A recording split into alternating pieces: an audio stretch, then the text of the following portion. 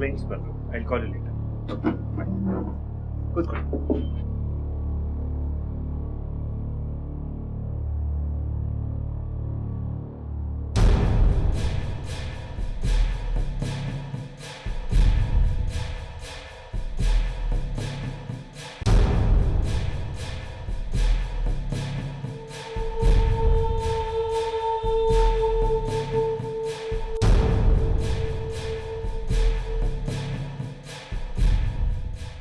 ರಾಘವ್, ಯಾಕೆ ಇಷ್ಟೊಂದು ಡಲ್ಲಾಗಿದ್ದಾರೆ?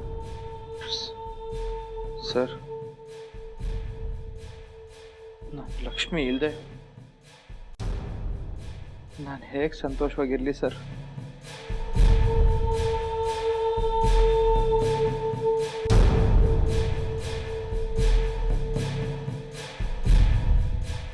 ರಾಘವ್, ಜೀವನ ಅಂದ್ರೇ ಇಷ್ಟ.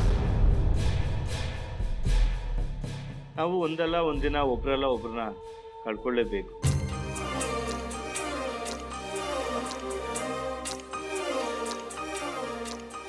ಕಡೆಗೊಂದಿನ ನಾವು ಹೋಗ್ಲೇಬೇಕು.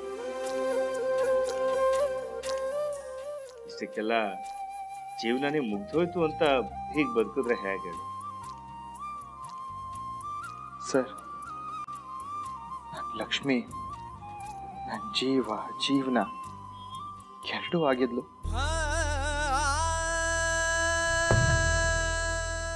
ಹೀಗಿರ್ಬೇಕಾದ್ರೆ ಅವಳಿಲ್ಲ ಅಂತ ಗೊತ್ತಾದ್ಮೇಲೆ ಹೇಗಿರೋದು ಸರ್? ಇರಲೇಬೇಕು ರಾಘವ್. ಲಕ್ಷ್ಮಿಯವರ ಆಸೆ, ಆಕಾಂಕ್ಷೆಗಳು, ಅವ್ರು ತೋರ್ಸ್ಕೊಡ್ ದಾರಿ ಎಲ್ಲ ಹಾಗೇ ಇದೆ ತಾನೆ. ಅದೆಲ್ಲ ಇರ್ಬೇಕಾದ್ರೆ ಲಕ್ಷ್ಮಿ ಇಲ್ಲ ಅಂತ ಯಾಕೆ ಅನ್ಕೋತೀರಾ ನೀವು?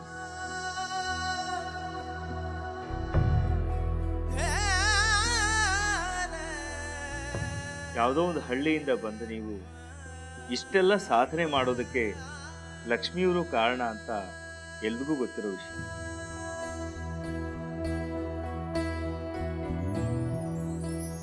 ಇವತ್ತು ಲಕ್ಷ್ಮಿಯವರು ಇಲ್ಲ ಅಂತ ನೀವು ಹೀಗಾಗ್ಬಿಟ್ರೆ ಅವರು ಕಷ್ಟಪಟ್ಟು ಕಟ್ಟಿದ ಕೋಟೆ ಏನಾಗ್ಬೇಕು ಹೇಳಿ?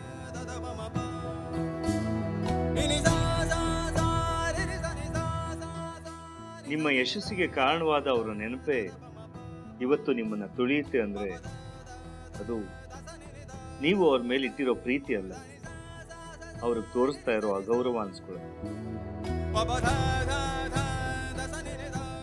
ನಾವು ತುಂಬಾ ಇಷ್ಟಪಡೋರು ಇವತ್ತು ನಮ್ಮ ಜೊತೆಲಿ ಇಲ್ಲ ಅಂದ್ರೆ ನಾವು ಅವರ ಆಸೆ, ಕನಸುಗಳನ್ನ ಈಡೇರಿಸ್ಬೇಕು, ಅವರ ಆತ್ಮಕ್ಕೆ ಶಾಂತಿ ಸಿಗೋ ಹಾಗೆ ಮಾಡಬೇಕು. ನಾನೀಗ ಏನ್ ಮಾಡ್ಬೇಕು ಸರ್? ನಿಮ್ಮ ಫ್ರೆಂಡ್ ಆಗಿ, ಒಬ್ಬ ಲೀಗಲ್ ಅಡ್ವೈಸರ್ ಆಗಿ ಹೇಳೋದಾದ್ರೆ ನೀವು ಮೊದಲು ಇದರಿಂದ ಹೊರಗೆ ಬರಬೇಕು. ನಿಮ್ಮ ಕಂಪ್ನಿ ವ್ಯವಹಾರಗಳನ್ನ ನೋಡ್ಕೊಳ್ಳೋಕೆ ಶುರು ಮಾಡಬೇಕು. ಆಗ್ಲೇ ನಿಮ್ಮ ಲಕ್ಷ್ಮಿ ಆತ್ಮಕ್ಕೆ ಶಾಂತಿ ಸಿಗೋದು. ನನ್ನಿಂದ ಅದು ಸಾಧ್ಯ ಇಲ್ಲ ಸರ್.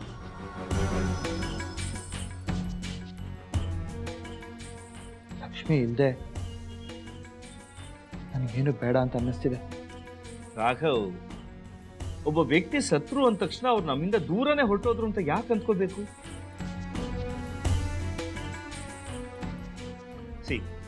ಈಗ ನೀವು ನಿಮ್ಮ ಹೆಂಡತಿ ಜೊತೆಗಿಲ್ಲದೆ ಎಷ್ಟೊಂದು ಮೀಟಿಂಗ್ಗಳನ್ನ ಅಟೆಂಡ್ ಮಾಡಿಲ್ವಾ? ಬೇರೆ ಬೇರೆ ಊರಿಗೆ ಹೋಗಿಲ್ವಾ? ಬೇರೆ ಬೇರೆ ದೇಶಕ್ಕೆ ಹೋಗಿಲ್ವಾ? ಹೌದು ಸರ್, ಹೋಗಿದ್ದೀನಿ. ಹಾ, ಅವತ್ತು ನಿಮ್ಮ ಲಕ್ಷ್ಮಿ ನಿಮ್ ಜೊತೆಲಿ ಇರಲಿಲ್ಲ, ಆದ್ರೆ ಅವರ ನೆನಪುಗಳು ನಿಮ್ ಜೊತೆಲಿತ್ತು. ಆ ನೆನಪುಗಳು ನಿಮ್ಮ ಸಾಧನೆಗೆ ಸ್ಫೂರ್ತಿಯಾಗಿತ್ತೆ ವಿನಃ ನಿಮ್ಮನ್ನ ಸೋಲ್ಸೋ ಶತ್ರು ಆಗಿರ್ಲಿಲ್ಲ.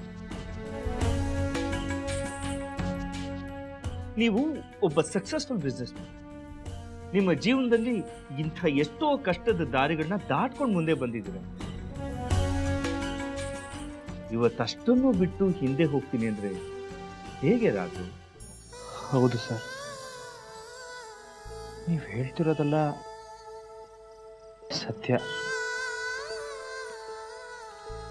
ನಾನೊಬ್ಬ ಶ್ರಮಜೀವಿ. ಕಷ್ಟಗಳನ್ನ ದಾಟ್ಕೊಂಡೆ ನಾನು ಈ ಹಂತಕ್ಕೆ ಬಂದಿರೋದು.